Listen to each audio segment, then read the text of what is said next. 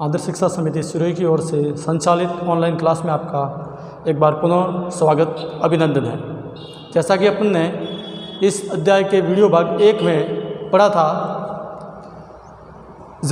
जानतवरे से में अपन ने पढ़ा जानतवरे से मुख्य रूप से 2 प्रकार के होते हैं, ऊन और रेशम। भाग 1 में हमने ऊन के बारे में पढ़ा था। जंतुओं से प्राप्त होने वाले रेशे जानतव रेशे कहलाते हैं, जिसमें ऊन प्राप्त करने के लिए हम कुछ जंतुओं को पालते हैं जिनके शरीर पर जो चिकने मुलायम बाल होते हैं उनसे हम ऊन प्राप्त करते हैं। हमने पढ़ा था भेड़, बकरी, याक, ऊँट, लामा, अल्पैका आदि जानवरों के शरीर से हम ऊन प्राप्त करते हैं और उस ऊन को प्राप्त करके उसका संसाधन करने के स्टेप पढ़े थे।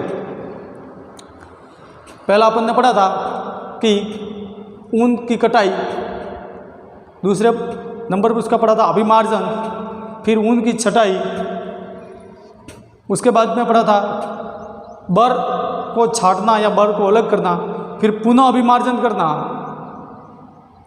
उसके बाद में अपन ने पढ़ा था रीलिंग।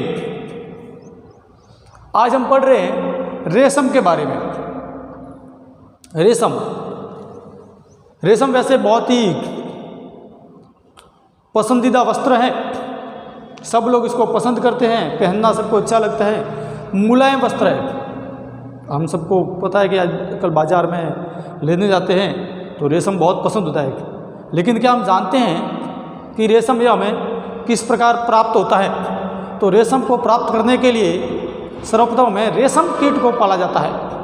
जैसे हम ऊन को प्राप्त करने के लिए ऊन प्रदान करने वाले जंतुओं को पालते थे, ठीक उसी प्रकार रेशम को प्राप्त करने के लिए रेशम कीट को पाला जाता है।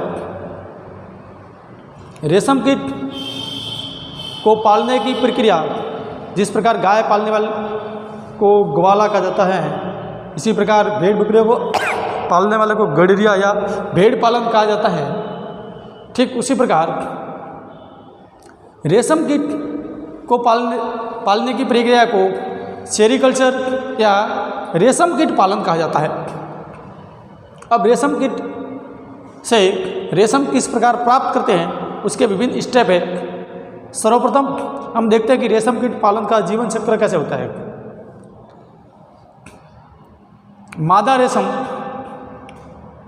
एक अंडज प्राणी है, अर्थात मादा रेशम है वो अंडे देती है। जब अंडे प्रफुल्लित होने लगते हैं तो उनसे लार्वा निकलता है। इसी लार्वा को हम कई नामों से जानते हैं, जैसे कैटरपिलर, इली या रेशम कीट कहते हैं।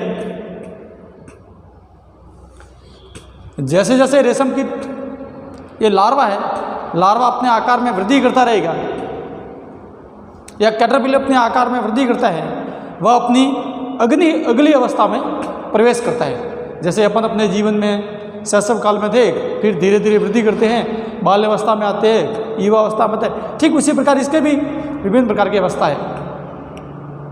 तो लार्वा जैसे ही अपने आकार में वृद्धि करता है वह अपनी अगली अवस्था में प्रवेश करता है। उस अगली अवस्था को प्यूपा या कोशित कहा जाता है।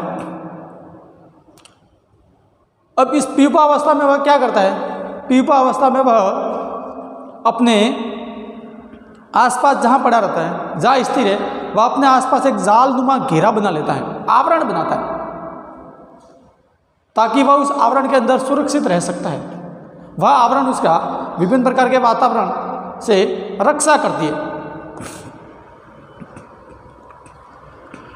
इस अवस्था से वह अगली अवस्था में प्रवेश से पहले अपने शरीर में जो परिवर्तन आते हैं उसमें देखिए वक्त उसमें परिवर्तन क्या आता है कि प्यूपा धीरे धीरे अपने शरीर को, जिस प्रकार अंग्रेजी के आंट होते हैं, आंट के आकार में अपने आगे वाले सिरे और पीछे वाले एक सिरे को इस प्रकार मोड़ देता है और ऐसी आंट के रूप में संरचना बना देता है। इस प्रकार से आंट की संरचना बना देता है।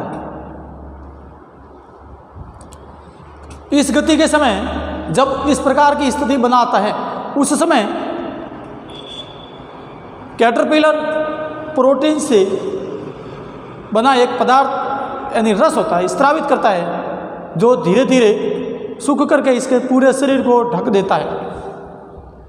इस ढके हुए जो शरीर होता है, इसका जो ढके हुए शरीर पर जो घेरा बनता है, यानी सूखने के बाद जो कोशित अवस्था में जो रस स्रावित होता है प्रोटीन का, वह प्रोटीन का रस उसके शरीर पर सूख जाता है। उसी सूखे हुए घेरे को हम कोकून कहते हैं। कोकून क्या है तो कह सकते हैं प्यूपा अवस्था से कैटरपिलर का अंग्रेजी की 8 अवस्था में परिवर्तित होना, और उस परिवर्तित होने के समय में जब उसके द्वारा प्रोटीन रस स्रावित किया जाता है, उस स्रावित प्रोटीन रस जब धीरे धीरे सूख जाता है, उसी सूखे हुए आवरण को हम कोकून कहते हैं। और इसी कोकून से हम रेशम प्राप्त करते हैं, अर्थात रेशम कीट मादा रेशम कीट अंडे देती है। अंडे देने के पश्चात उससे लार्वा निकलता है। लार्वा निकलने के बाद प्यूपा बनता है। प्यूपा के बाद कोकून का निर्माण होता है, और उसी कोकून से हम क्या करते हैं, रेशम कीट उसी कोकून से हम रेशम प्राप्त करते हैं। ये इसके विभिन्न चरण आ गए। अब इसी कोकून के भीतर हम रेशम का धीरे धीरे विकास होता है, और उसी रेशम से हम अपने जीवन यापन के लिए विभिन्न प्रकार के रेशम से बनी वस्तुएं और वस्त्रों का निर्माण करते हैं।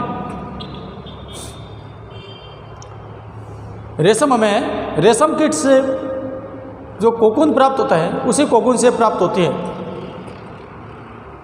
जिस प्रकार ऊन विभिन्न प्रकार की होती थी, पेड़ की ऊन, ऊँट की ऊन, याक की ऊन, उसी प्रकार रेशम भी कई प्रकार की पाई जाती है, कई प्रकार से प्राप्त की जाती है। रेशम की कई किस्में हैं, जिसमें टसर रेशम, मूगा रेशम, कोसा रेशम और रेशम कीट रेशम।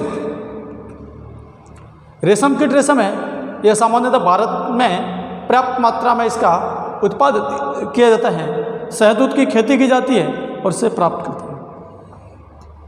सामान्यतः भारत में यह जो सबसे महंगी विश्व की रेशम है, उसका उत्पादन भी भारत में होता है। अपना भारत देश है, ऐसा कहा भी जाता है, अपन ने पहले वेदों में के समय पढ़ा हुआ है प्राचीन काल में, कि जब विश्व के लोगों को वस्त्र पहनने का ज्ञान नहीं था, तो भारत में लोग रेशम के वस्त्र पहनते थे। तो यही स्थिति है, इसलिए कह सकते हैं कि भारत आज भी है वह रेशम उत्पादन में सर्वश्रेष्ठ है, प्रथम स्थान पर है। धन्यवाद। अगला जो भी टॉपिक आएगा उसमें हम पढ़ेंगे रेशम कीट को किस प्रकार पाला जाता है और उससे हम किस प्रकार रेशम प्राप्त करते हैं, अर्थात रेशम कीट को पालने की प्रक्रिया, रेशम कीट को पालन करने के लिए हमें क्या क्या करना चाहिए। जिस प्रकार हम भेड़ों को पालते हैं तो भेड़ों ऊन प्राप्त करने के लिए पहले भेड़ों को पाला जाता है, उसके लिए चारे की व्यवस्था की जाती है, उसके लिए आवास की व्यवस्था की जाती है। ठीक उसी प्रकार रेशम कीट को किस प्रकार पालना, उसके लिए क्या क्या व्यवस्था करना, इसके बारे में हम अगले जो वीडियो बनेगा भाग 3, उसमें हम विस्तृत से पढ़ेंगे। धन्यवाद।